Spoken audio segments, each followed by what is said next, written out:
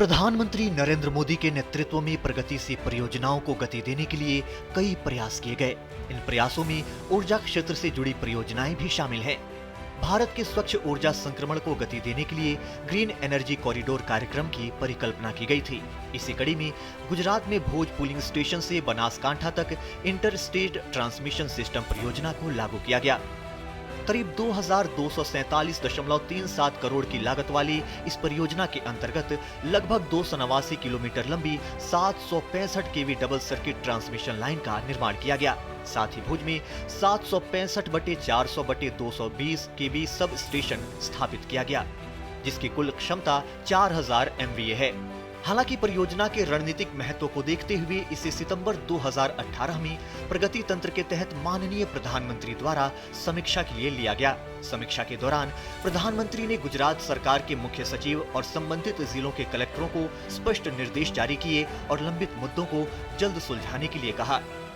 लोगों ने काफ़ी ROW की प्रॉब्लम आ गई, विवाद खड़े हो गए, कंपेंसेशन को लेकर के लोगों में सहमति नहीं थी, तो 85% पे आके लगभग काम रुक गया। जब इसको प्रगति समीक्षा में इस पूरे सिस्टम की समीक्षा हुई और उसके बाद फिर गुजरात सरकार को जो है डायरेक्शन दिए गए कि डिस्ट्रिक्ट लेवल के ऊपर जो भी अथॉरिटीज़ हैं वो इन्वॉल्व होकर के, और क्योंकि इतना बड़ा प्रोजेक्ट जो देर हो रहा था उसमें सभी को इन्वॉल्व होने के डायरेक्शंस आए, कंपनसेशन को रिजॉल्व करने के डायरेक्शंस आए।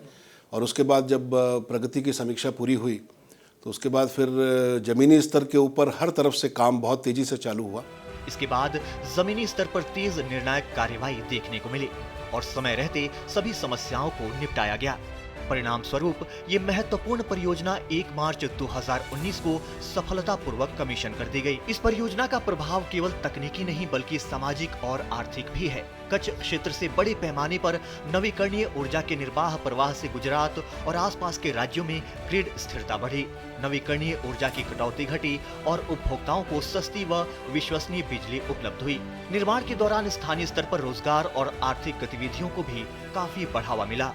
इस प्रोजेक्ट के पूरा होने से गुजरात और उसके आसपास की जो पूरी विद्युत की व्यवस्था थी, ग्रिड की स्टेबिलिटी बहुत इफेक्टिव हुई।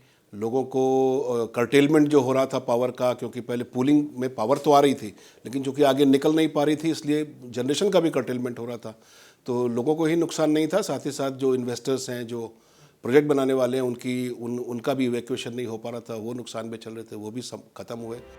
कुल मिलाकर भुज बनासकांठा ISTS परियोजना प्रगति की सफलता का सशक्त उदाहरण है, जिसने जटिल प्रशासनिक और जमीनी चुनौतियों को समन्वित कार्यवाही में बदलते हुए समय पर एक रणनीतिक हरित ऊर्जा परियोजना को साकार किया और भारत के स्वच्छ ऊर्जा भविष्य को मजबूती दी।